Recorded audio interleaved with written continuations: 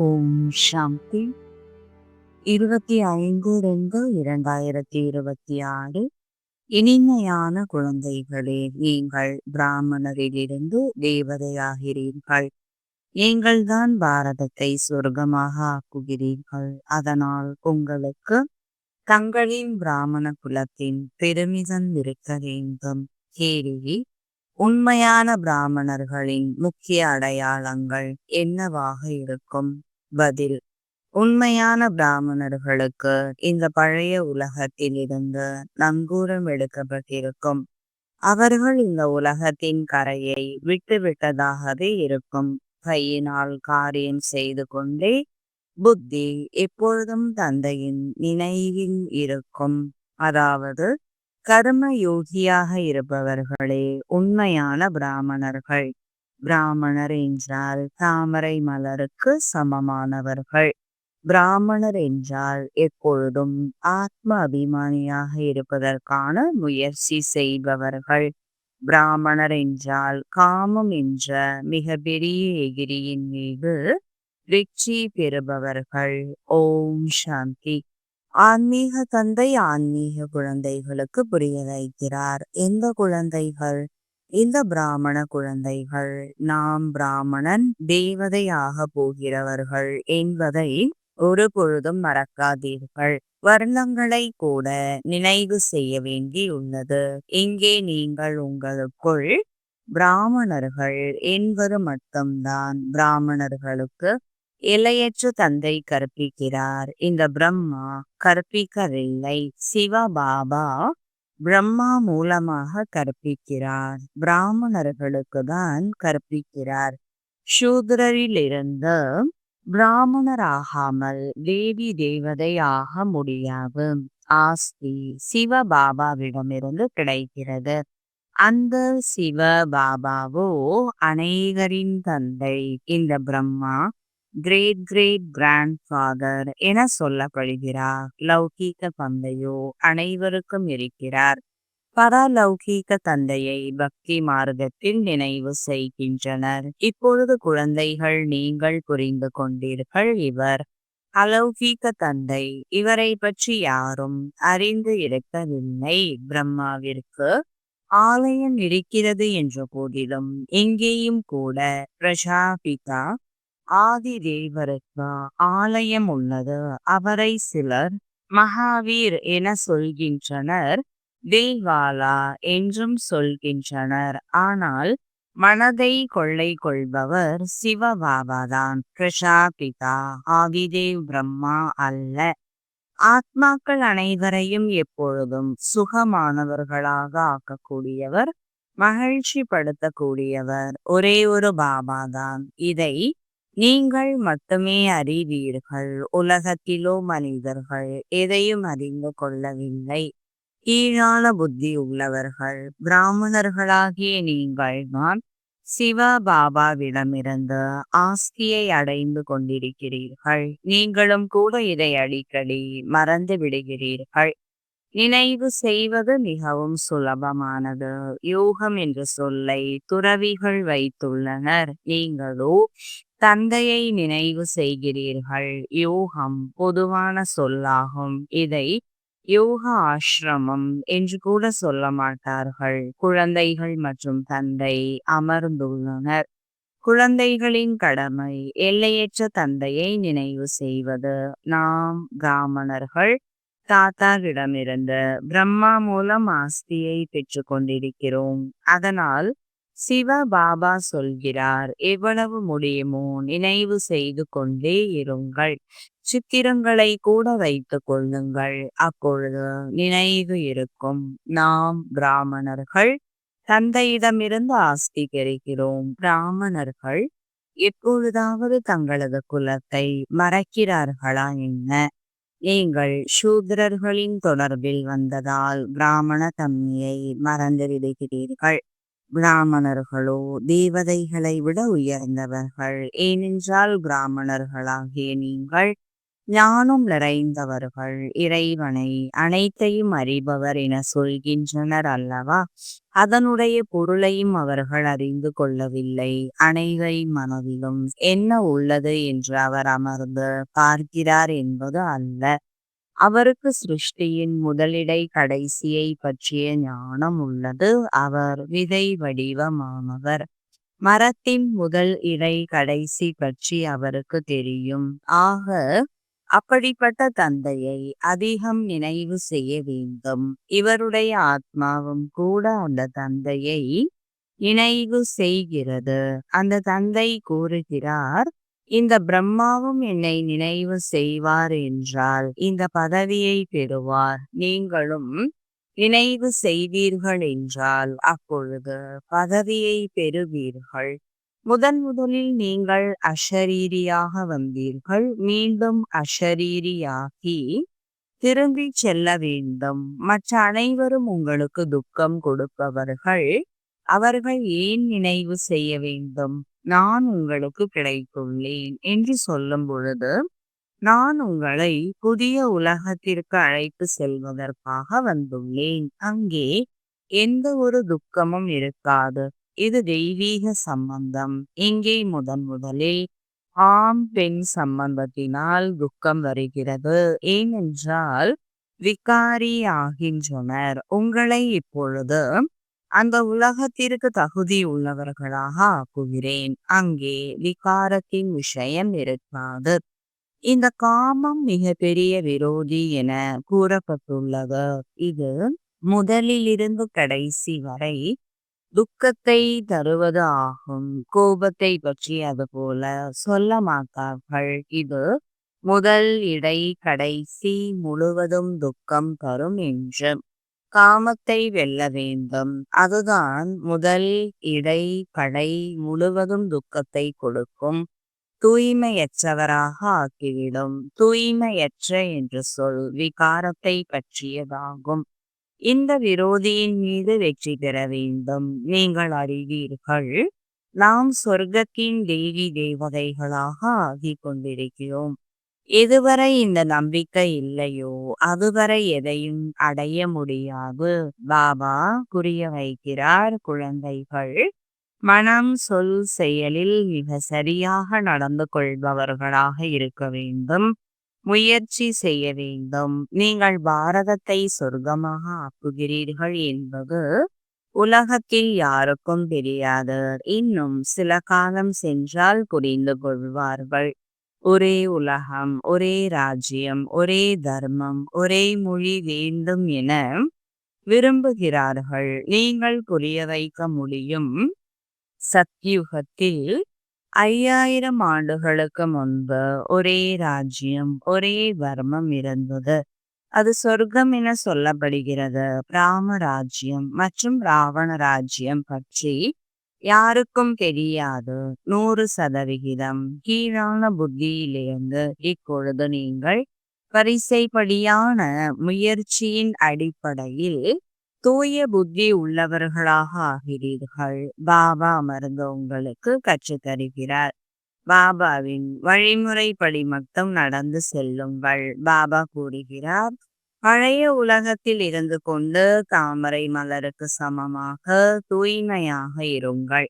என்னை நினைவு செய்து கொண்டே இருங்கள். பாபா ஆத்மாக்களுக்கு புரிய வைக்கிறார், நான் இந்த உடல் உறுப்புகள் மூலமாக ஆத்மாக்களுக்கு தான் கற்பிக்க வந்துள்ளேன். ஆத்மாக்களாகிய நீங்களும் உடல் உறுப்புகள் மூலமாக கேட்கிறீர்கள். குழந்தைகள் ஆத்ம உணர்வுடையவராக ஆக வேண்டும். இதுவோ பழைய அசுத்தமான ஷரீரம். பிராமணர்கள் நீங்கள் பூஜைக்கு தகுதியானவர்கள் அல்ல. நீங்கள் புகழ் பாடப்படுவதற்கு தகுதியானவர்கள். தேவதைகள் பூஜைக்கு தகுதியானவர்கள். நீங்கள் ஸ்ரீமத் படி உலகத்தை தூய்மையான சொர்க்கமாக ஆக்குகிறீர்கள். அதனால் உங்களுக்கு புகழ் பாடப்பட்டுள்ளது. உங்களுக்கு பூஜை நடைபெற முடியாது. பாடல் பிராமணர்களாகிய உங்களுக்கு மட்டும்தான், தேவதைகளுக்கு அல்ல. பாபா உங்களை தான் சூத்ரரில் இருந்து பிராமணர்களாக ஆக்குகிறார். ஜெகதம்பா பிரம்மா முதலானவர்களுக்கு ஆலயத்தை கட்டுகிறார்கள். ஆனால் அவர்களுக்கு தெரியாது இவர்கள் யார் என்று. ஜெகத் பிதாவோ பிரம்மாதான் அல்லவா? அவரை தேவதை என சொல்ல மாட்டார்கள். தேவதைகளுக்கு ஆத்மா சரீரம் இரண்டும் தூய்மையானவை. இப்பொழுது உங்களுடைய ஆத்மா தூய்மையாகிக் கொண்டே செல்கிறது. தூய்மையான சரீரம் இப்பொழுது கிடையாது. இப்பொழுது நீங்கள் ஈஸ்வரனின் வழிப்படி பாரதத்தை சொர்க்கமாக ஆக்கிக் கொண்டிருக்கிறீர்கள். நீங்களும் சொர்க்கத்திற்கு தகுதியானவர்களாக ஆகிக் கொண்டிருக்கிறீர்கள். சதோ பிரதானமாக ஆக வேண்டும். பிராமணர்களாகிய உங்களுக்கு தான் பாபா அமர்ந்து படிப்பு சொல்லித் தருகிறார். பிராமணர்களின் மரம் விருத்தி அடைந்து கொண்டே இருக்கும். பிராமணர்களில் யார் உறுதியாக ஆகிவிடுகிறார்களோ அவர்களுக்கு பிறகு போய் தேவதையாக ஆவார்கள். இது புதிய மரமாகும். மாயையின் புயல்கள் வருகின்றன. சத்தியுகத்தில் எந்த ஒரு புயலும் வருவது இல்லை. இங்கே மாயை பாபாவின் நினைவில் இருக்க விடுவது இல்லை.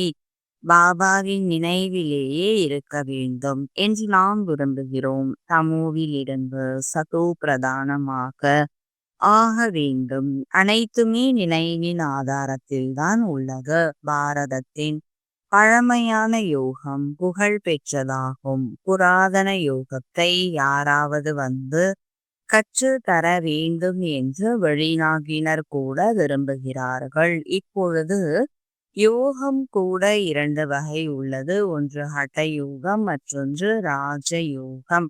பாரதத்தின் இந்த புராதன ராஜயோகத்தை பாபாதான் கற்றுத் தருகிறார். கீதையில் எனது பெயருக்கு பதில் கிருஷ்ணரின் பெயரை போட்டுவிட்டார்கள். அவ்வளவுதான். எவ்வளவு வித்தியாசமாகிவிட்டது. சிவ ஜெயந்தி நடைபெறுகிறது என்றால் உங்கள் வைகுண்டத்திற்கும் ஜெயந்தி நடைபெறுகிறது. அதில் ஸ்ரீ கிருஷ்ணரின் ராஜ்யம் நடைபெற்றது. நீங்கள் அறிவீர்கள். சிவபாபாவின் ஜெயந்தி உள்ளது என்றால் கீதைக்கும் ஜெயந்தி உள்ளது. வைகுண்டத்திற்கும் ஜெயந்தி நடைபெறுகிறது. அங்கு நீங்கள் தூய்மையாகி சென்று விடுவீர்கள். கல்பத்திற்கு முன்பு போலவே சொர்க்கத்தை உருவாக்குகிறார். இப்பொழுது பாபா கூறுகிறார், என்னை நினைவு செய்யுங்கள். நினைவு செய்யாமல் இருப்பதால் மாயை தீய காரியங்களை செய்ய வைத்து விடுகிறது. நினைவு செய்யவில்லை, அதனால் அடி விழுந்து விட்டது. நினைவில் இருந்தால் அடி விழாங்கு.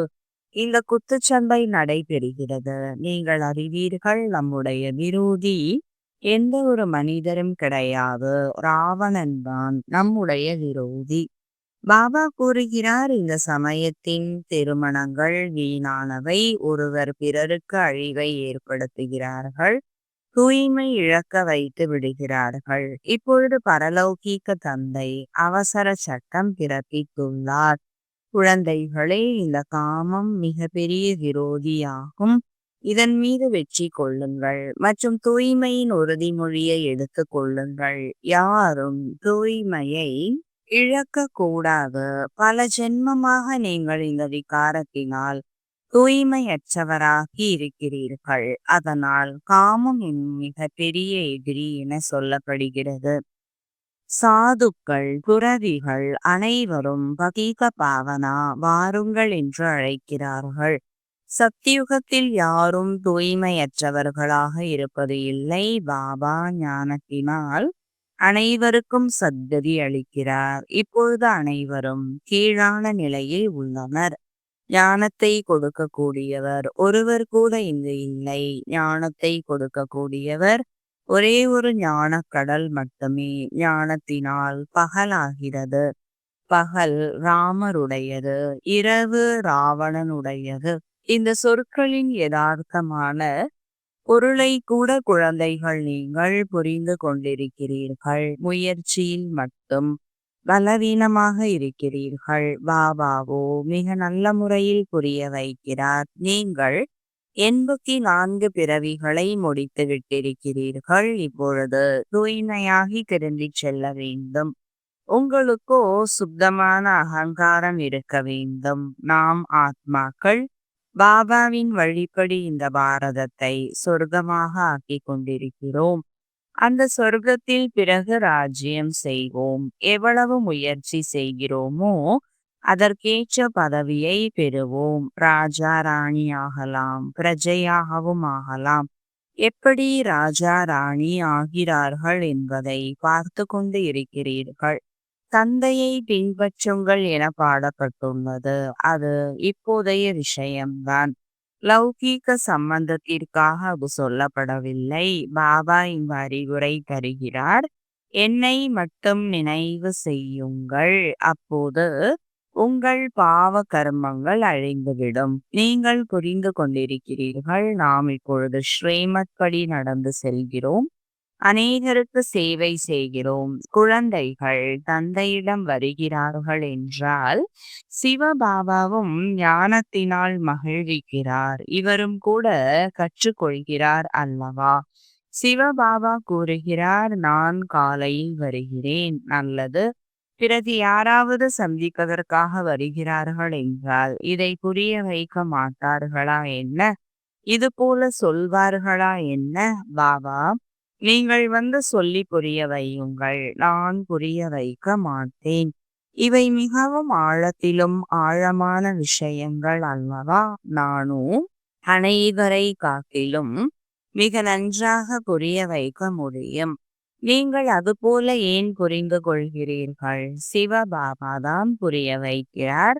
இவர் புரிய வைக்கவில்லை என்று இதையும் அறிவீர்கள். கல்பத்திற்கு முன்பு இவர் புரிய வைத்துள்ளார். அதனால்தான் இந்த பதவியை பெற்றுள்ளார். மம்மாவும் புரிய வைத்தார் அல்லவா? அவரும் கூட உயர்ந்த பதவியை பெறுகிறார். மம்மா பாபாவை சூக்ஷ்ம வதனத்தில் பார்க்கின்றனர் என்றால் குழந்தைகள் தந்தையை பின்பற்ற வேண்டும். சமர்ப்பணமாகியும் ஏழை பணக்காரராக இருக்க முடியாது. ஏழைகள் கூறுகிறார்கள், பாபா இவை அனைத்தும் உங்களுடையவை. சிவபாபாவோ கொடுக்கும் வள்ளல். அவர் ஒரு பொழுதும் பெற்றுக்கொள்வதில்லை. குழந்தைகளுக்கு கூறுகிறார், இவை அனைத்தும் உங்களுடையவை. நான் எனக்காக இங்கோ மாளிகையை கட்டிக்கொள்வது இல்லை. உங்களை சொர்க்கத்தின் எஜமானர்களாக ஆக்குகிறேன். இப்பொழுது இந்த ஞான ரத்தினங்களால் பையை நிரப்பிக் கொள்ள வேண்டும். ஆலயங்களில் சென்று வேண்டுகிறார்கள், எனது பையை நிரப்புங்கள். ஆனால் எந்த விதமாக, எந்த பொருளால் பையை நிரப்ப வேண்டும்? பையை நிரப்புகிறவர் லக்ஷ்மி. அவர் பணம் கொடுக்கிறார். சிவனிடமோ அவர்கள் செல்வது இல்லை. சங்கரிடமிருந்து சென்று கூறுகிறார்கள். சிவனும் சங்கரும் ஒன்று என்று நினைக்கிறார்கள். ஆனால் அவ்வாறு இல்லை. பாபா சத்தியமான விஷயத்தை கூற வருகிறார். தந்தை துக்கத்தை நீக்கி சுகத்தை கொடுக்கக்கூடியவர். குழந்தைகள், நீங்கள் இல்லற காரியங்களில் இருக்க வேண்டும். தொழிலை செய்ய வேண்டும். ஒவ்வொருவரும் தனக்காக அறிவுரை கேட்கிறார்கள். பாபா, நான் இந்த விஷயத்தில் பொய் பேச வேண்டி உள்ளது. பாபா ஒருவரின் நாடியை பார்த்து அறிவுரை தருகிறார். ஏனென்றால் பாபா புரிந்து கொண்டிருக்கிறார், நான் சொல்வதை செய்ய முடியாது என்றால் அப்படிப்பட்ட அறிவுரையை நான் ஏன் கொடுக்க வேண்டும்? நாடி பார்த்து அப்படிப்பட்ட அறிவுரை கொடுக்கப்படுகிறது. அது செய்யக்கூடியதாகவும் இருக்க வேண்டும். சொல்கிறேன், அதை செய்ய முடியவில்லை என்றால் கீழ்படியாதவர்களின் வரிசையில் வந்து விடுவார்கள். ஒவ்வொருவருக்கும் அவரவர் கணக்கு வழக்கு உள்ளது. மருத்துவர் ஒருவர்தான், அவரிடம் வர வேண்டும். அவர் முழுமையான அறிவுரை தருவார். அனைவரும் கேட்க வேண்டும். பாபா, இந்த நிலைமையில் நான் எப்படி நடந்து கொள்ள வேண்டும்? இப்பொழுது என்ன செய்வது? பாபா சொர்க்கத்திற்கு அழைத்து செல்கிறார். நீங்கள் அறிவீர்கள், நாம் சொர்க்கவாசியாக ஆகப் போகிறவர்கள்தான். இப்பொழுது நாம் சங்கம யுகவாசியாக இருக்கிறோம். நீங்கள் இப்பொழுது நரகத்திலும் இல்லை, சொர்க்கத்திலும் இல்லை. யாரெல்லாம் பிராமணர் ஆகிறார்களோ அவர்களுடைய நங்கூரம் இந்த மோசமான உலகத்தில் இருந்து விடுபட்டு விட்டது. நீங்கள் கலியுக உலகத்தின் கரையை விட்டுவிட்டீர்கள். சில பிராமணர்கள் நினைவு யாத்திரையில் உள்ளனர். சிலர் கையை விட்டு விடுகின்றனர். அதாவது கலியுகத்திற்கு சென்று விடுகிறார்கள். நீங்கள் அறிவீர்கள், படகோட்டி இப்பொழுது நம்மை அழைத்து சென்று கொண்டிருக்கிறார். அந்த யாத்திரை அநேக விதமாக உள்ளது. உங்களுடையது ஒரே ஒரு யாத்திரை. இது முற்றிலும் தனிப்பட்ட யாத்திரை. ஆம், மாயையின் புயல்கள் வருகின்றன. அவை நினைவை துண்டித்து விடுகின்றன. இந்த நினைவு யாத்திரையை நல்லபடியாக உறுதியாக ஆக்குங்கள். முயற்சி செய்யுங்கள். நீங்கள் கர்ம யோகிகள். எவ்வளவு முடியுமோ கைகள் வேலை செய்து கொண்டிருந்தாலும் மனதில் பாபாவின் நினைவு இருந்து கொண்டே இருக்கட்டும். அரை கல்பமாக நாயகிகளாகிய நீங்கள் நாயகனை நினைவு செய்தே வந்திருக்கிறீர்கள். பாபா, இங்கே அதிக துக்கம் உள்ளது. இப்பொழுது எங்களை சுகதாமத்தின் எஜமானர்களாக ஆக்குங்கள்.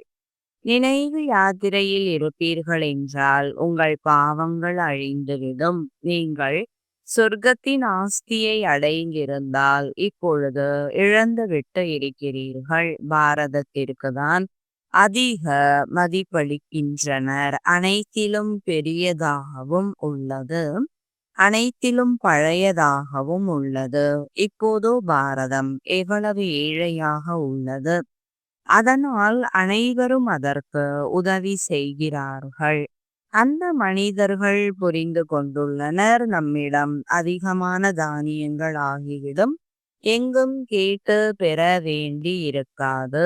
ஆனால் இதையோ நீங்கள் அறிவீர்கள், விநாசம் முன்னால் நின்று கொண்டிருக்கிறது. யார் இதை நல்லபடியாக புரிந்து கொண்டுள்ளனரோ அவர்களுக்கு உள்ளுக்குள் மகிழ்ச்சி இருக்கிறது. கண்காட்சியில் எவ்வளவு பேர் வருகிறார்கள்.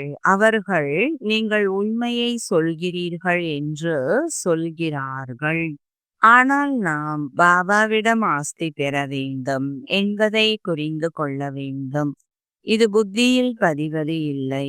இங்கிருந்து வெளியே சென்றால் முடிந்தது. நீங்கள் அறிவீர்கள், பாபா நம்மை சொர்க்கத்திற்கு அழைத்து செல்கிறார். அங்கே கர்ப்ப சிறையிலோ மற்ற சிறையிலோ வரமாட்டீர்கள்.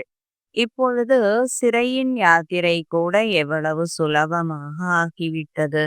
பிறகு சத்தியுகத்தில் ஒரு பொழுதும் சிறையின் வாசலை பார்க்க முடியாது. 2 சிறைகளுமே இருக்காது. இங்கே அனைத்தும் மாயையின் பகட்டாக உள்ளது. பெரிய பெரியவர்களை எல்லாம் முடித்து விடுகிறார்கள். இன்று அதிக மரியாதை தந்து கொண்டிருக்கிறார்கள். நாளை அந்த மரியாதையே இல்லாமல் போகிறது. தற்பொழுது ஒவ்வொரு விஷயமும் விரைவாக நடைபெறுகிறது. மரணம் கூட விரைவாக வந்து கொண்டிருக்கும். சத்தியுகத்தில் இதுபோல எந்த ஒரு உபதிரவமும் நடைபெறுவது இல்லை. இன்னும் போக போக என்ன நடக்கிறது என பார்க்க வேண்டும். மிக பயங்கரமான காட்சியாக இருக்கும். குழந்தைகள், நீங்கள் காட்சிகளை பார்த்திருக்கிறீர்கள். குழந்தைகளுக்கு முக்கியமானது நினைவு யாத்திரை. நல்லது. இனிமையிலும் இனிமையான தேடி கண்டெடுக்கப்பட்ட செல்லமான குழந்தைகளுக்கு தாயும் தந்தையுமாகிய வாப்தாதாவின் அன்பு நினைவுகள் மற்றும் காலை வணக்கம். ஆன்மீக குழந்தைகளுக்கு ஆன்மீக தந்தையின் வணக்கங்கள். ஆன்மீக தந்தைக்கு ஆன்மீக குழந்தைகளின் அன்பு நினைவுகளும் வணக்கங்களும். தாரணைக்கான முக்கிய சாரம். முதலாவது, மனம் சொல் செயலில் மிக சரியானவர்களாக வேண்டும். பிராமணராகி எந்த ஒரு சூத்திரர்களின் காரியத்தையும் செய்யக்கூடாது. இரண்டாவது, பாபாவிடமிருந்து கிடைக்கும் அறிவுரைப்படி முழுமையாக நடந்து கட்டளைப்படி நடக்க வேண்டும். கர்மயோகியாகி ஒவ்வொரு காரியத்தையும் செய்ய வேண்டும். அனைவரின் புத்தி என்ற பையை ஞான ரத்தினங்களால் நிரப்ப வேண்டும். வரதானம் டபுளைட்டாகி கர்மாதீத் நிலையின் அனுபவம் செய்யக்கூடிய கர்மயோகி ஆகுக. விளக்கம்: எப்படி கர்மத்தில் வருவது இயல்பாக ஆகியிருக்கிறதோ அதுபோல கர்மாதீதாவதும் இயல்பாக ஆகிவிட வேண்டும். அதற்காக டபுளைட் ஆகி இருங்கள். டபுளைட் ஆகி இருப்பதற்காக காரியம் செய்யும் பொழுதும் தன்னை டிரஸ்டி என புரிந்து கொள்ளுங்கள் மற்றும் ஆத்மீக ஸ்துதியில் இருப்பதற்கான பயிற்சி செய்யுங்கள். இந்த 2 விஷயங்களில் கவனம் வைப்பதன் மூலம் வினாடியில் கர்மயோகி ஆகிவிடுவீர்கள். நிமித்த மாத்திரம் கர்மம் செய்வதற்காக கர்மயோகி ஆகுங்கள். பிறகு கர்மாதீத் நிலையை அனுபவம் செய்யுங்கள். ஸ்லோகன்: யாருக்கு மனம் விசாலமாக உள்ளதோ அவர்களுக்கு முடியாத காரியம் கூட முடிந்துவிடும். அவ்யக்த சமிஞ்சை: ஒற்றுமை மற்றும் விசுவாசத்தின் விசேஷ தன்மை மூலமாக வெற்றி நிறைந்தவர் ஆகுக. உங்களிடம் என்னென்ன சிறப்பு தன்மைகள் உள்ளனவோ அவற்றை முன்னால் வையுங்கள். பலவீனங்களை அல்ல. அப்பொழுது தனக்கு தன் மீதே நம்பிக்கை இருக்கும். பலவீனத்தின் விஷயங்களை அதிகமாக யோசிக்க கூடாது. அப்பொழுது எப்போதும் மகிழ்ச்சியில் முன்னேறிக் கொண்டே செல்வீர்கள். நடைமுறையில் அநேக தேசங்கள், அநேக மொழிகள், அநேக வடிவங்கள், அநேக நிறங்கள், ஆனால் அநேகத்திலும் கூட அனைவர் மனதிலும் ஒற்றுமை உள்ளதல்லவா? ஏனென்றால் உள்ளத்தில் ஒரு பாபா இருக்கிறார். ஒரு ஸ்ரீமத் படி நீங்கள் நடக்கக்கூடியவர்கள். அநேக மொழிகள் இருந்த போதிலும் மனதின் பாடல், மனதின் மொழி ஒன்றுதான். ஓம் சாந்தி.